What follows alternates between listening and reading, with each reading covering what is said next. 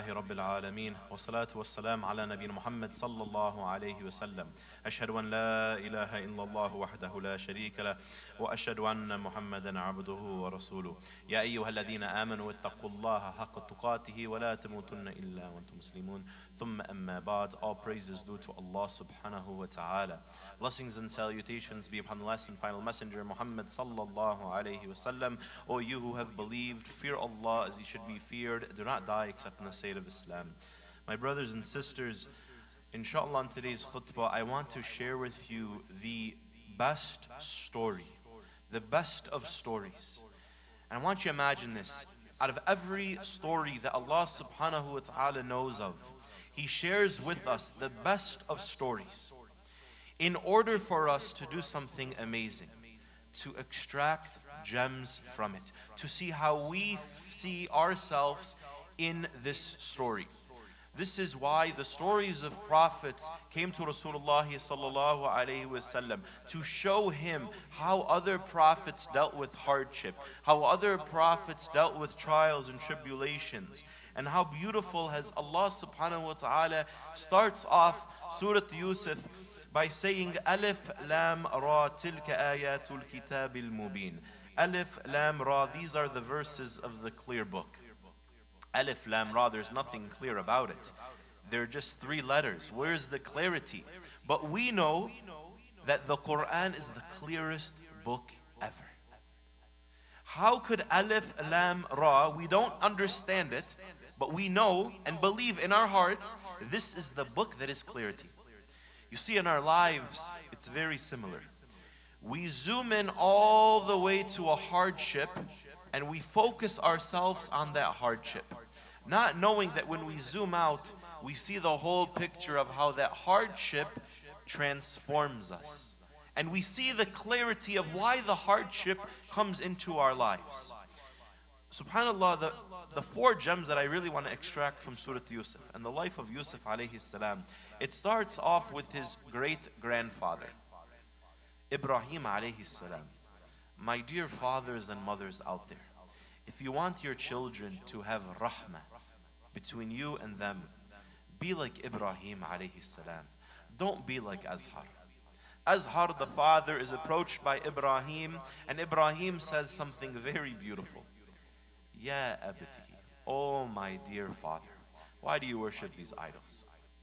His father, he says, get out of here before I throw rocks at you. What's powerful is that we say this to our kids every day. We are like Azhar every day.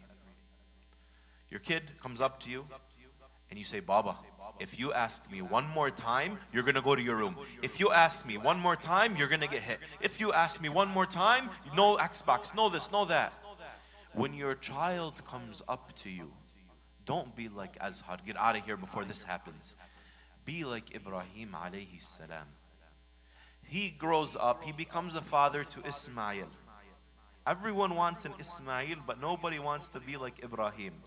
He says, Ya bunayya, oh my dear son, Allah wants me to sacrifice you. What do you think of this? He wants to listen to his son, but him as a son, Azhar didn't listen to him. So how does Ismail respond?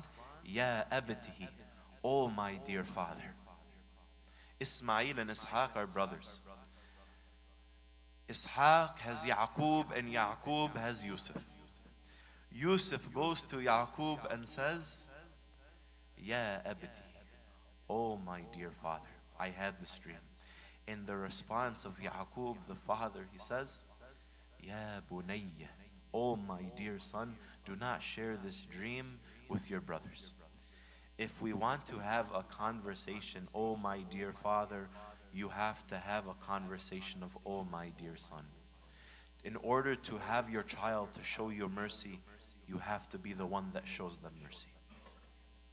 So he has this dream of the sun, the moon, and the stars humbling themselves to Yusuf. And Yusuf says, or is told rather, do not share this dream with your brothers, for the shaitan is an enemy. Two things that I want to share with this. First off, as a father, Yaqub doesn't say your brothers are bad. He blames the shaitan. Imagine going through your whole life thinking people are bad. People are evil. People are rotten. We all make mistakes. Sometimes we get upset and we yell at somebody. It's normal.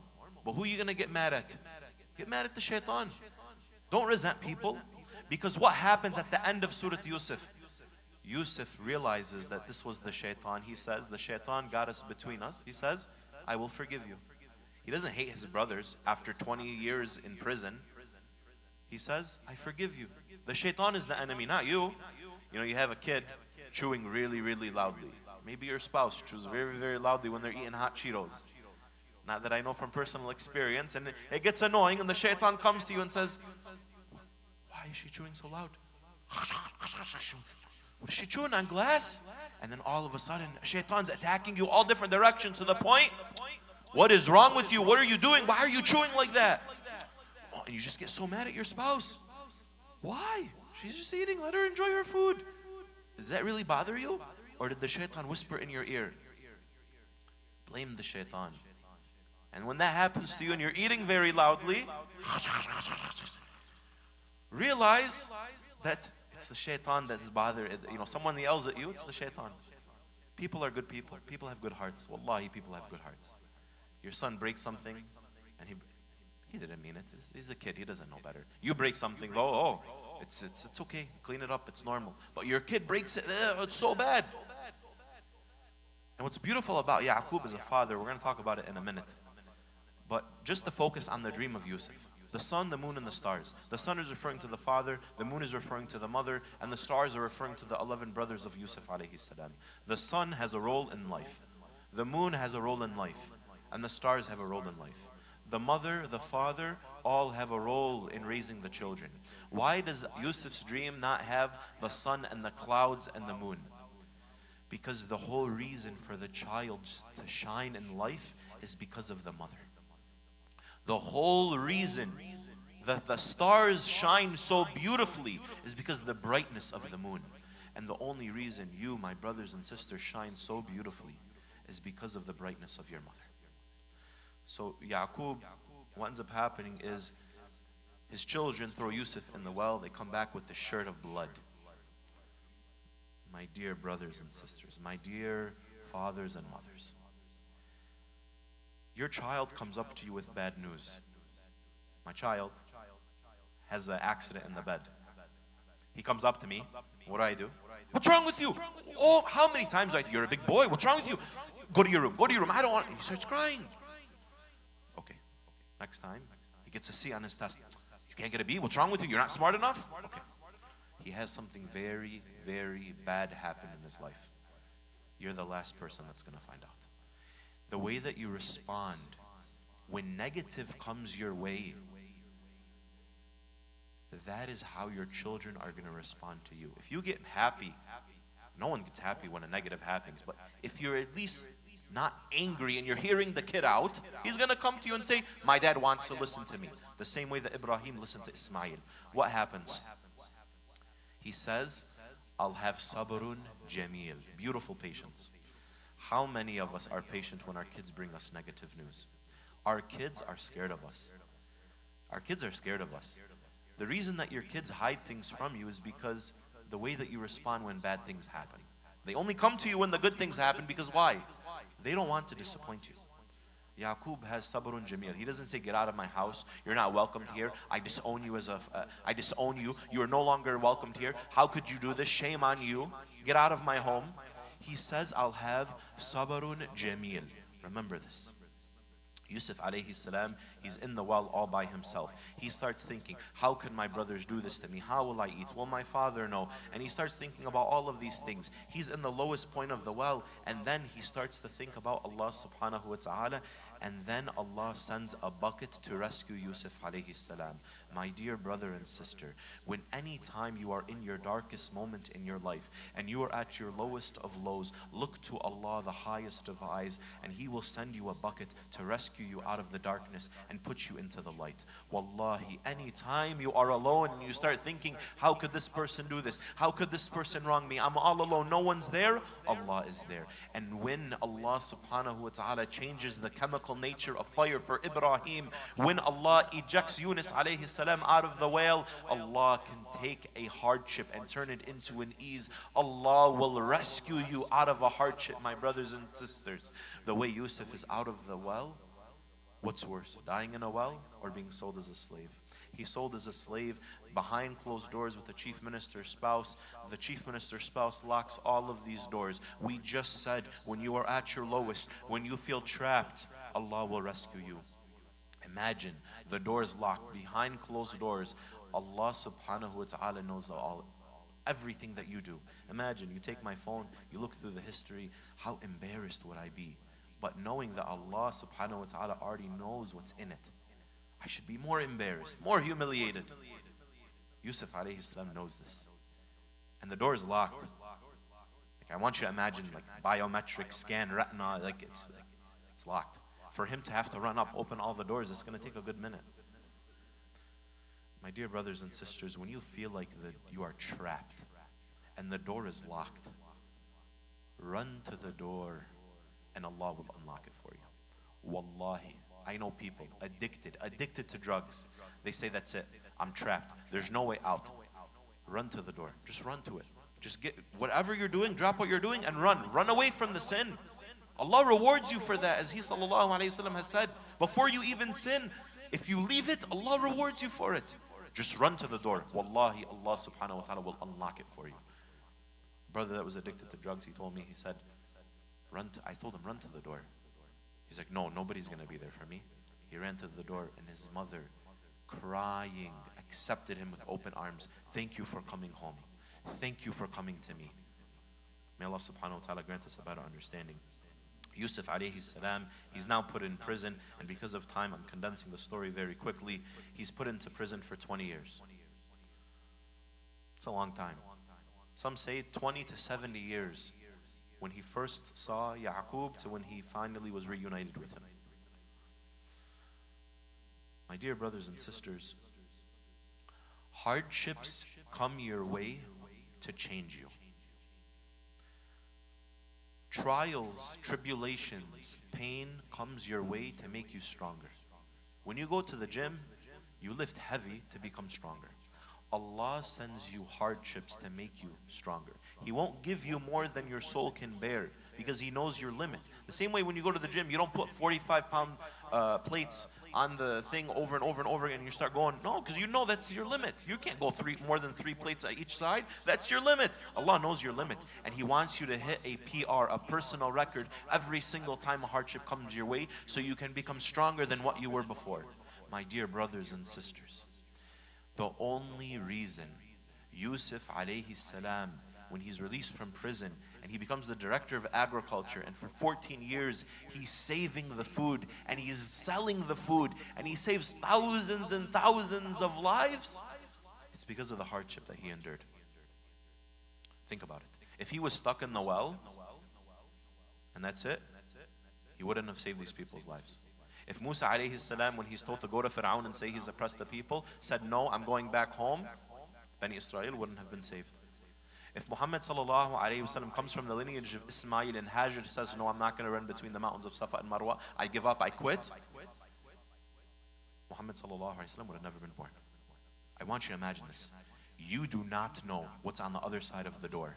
You do not know what's on the other side of a hardship. You have to be the one that opens the door and find out. We're so focused on the closed door, but that when Allah opens another door, we're so focused on the hardship, not knowing the khair, the good that is on the other side of the door that Allah subhanahu wa ta'ala has opened. What happens, my dear brothers and sisters? Yusuf alayhi salam is in front of his brothers and he chooses to forgive them. He chooses to forgive them. He says the same thing that Rasulullah sallallahu alaihi wasallam says when he conquests Mecca. These people that humiliated and annihilated his family, the Muslims, like these people that were just, you read the seerah and they're rotten people. Like, how could someone be this crazy? What's wrong with them? He comes into Mecca and he says the same thing that Yusuf says to his brothers. There is no blame on you today. May Allah forgive you, for He is the most merciful of merciful. What is empowering, my dear brothers and sisters, is who you forgive. What you choose to rot in your heart is because of you. Someone wrongs you. You choose to allow that wrongness to hurt your heart. Forgive them. Khalas, they wronged you, they cheat you, forgive them. Why go home and complain, man, I can't believe what this guy did. He's such a, oh man, you just start getting, Habibi, leave it out of your heart. Wallahi, it's not worth it. Be like Yusuf alayhi salam. He chooses to forgive his brothers. And when he chooses to forgive his brothers, something beautiful happens. أقول قول هذا وأستغفر الله لي ولكم.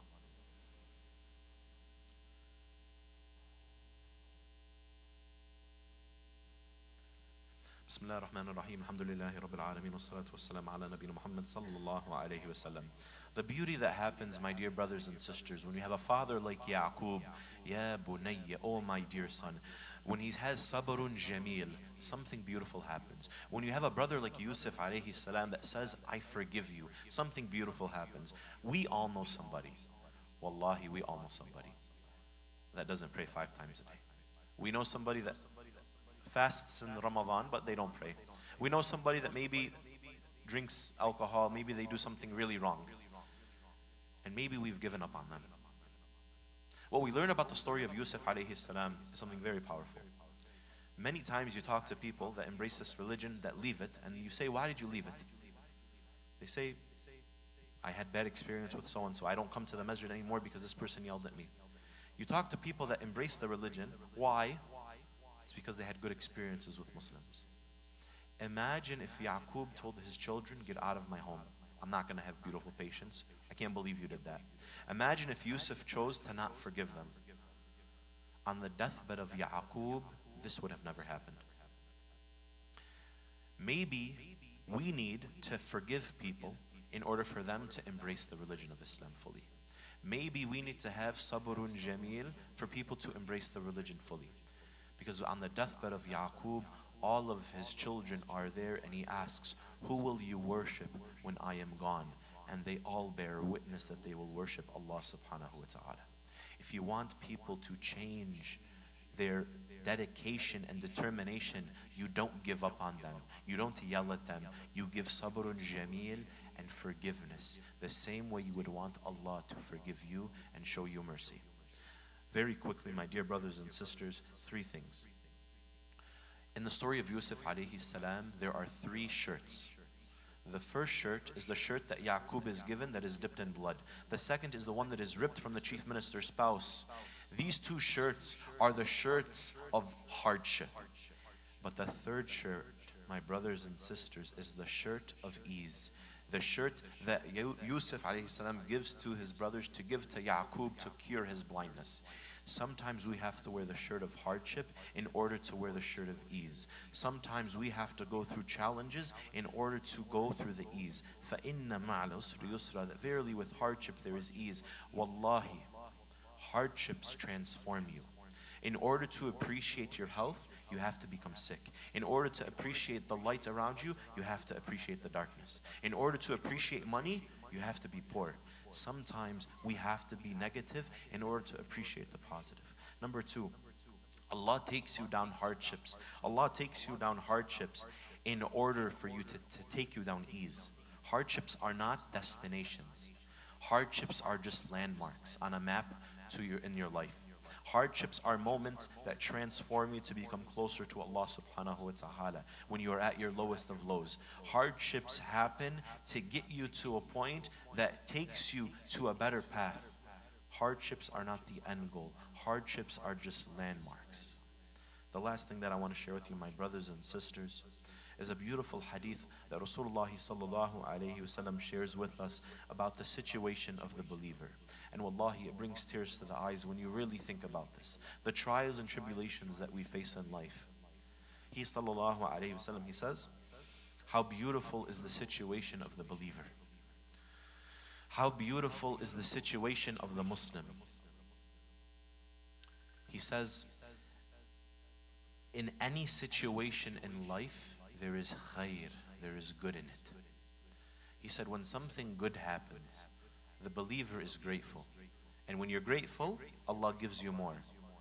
And there is khair in that, there is good in that. And he says, sallallahu alayhi wasallam, when something bad happens, they are patient. And when you're patient, Allah is with those that are patient. there is khair in that, there is good in that. Think of the moments where you had, your spouse maybe broke a bone in her body and you have to take care of the kids now for a couple months. You have to work a little harder as a father. Think of the times where you lost your job, the struggle that you had to endure to find another job. There is khair, there is good in every single situation. Every moment your heart is beating, my dear brothers and sisters, He sallallahu alayhi wasallam says, there is good for you. We ask Allah subhanahu wa ta'ala to grant us a better understanding. رب اغفر لي وللمسلمين والمسلمات الأحياء والأموات. اللهم إني أسألك علما في الدنيا والآخرة والطواف للمسلمين. اللهم اهدنا فيمن هديت وعافنا فيمن عافيت وتولنا فيمن توليت وبارك لنا فيما أعطيت. ربنا آتنا في الدنيا حسنة وفي الآخرة حسنة وقنا عذاب النار. وأقم الصلاة. الله أكبر.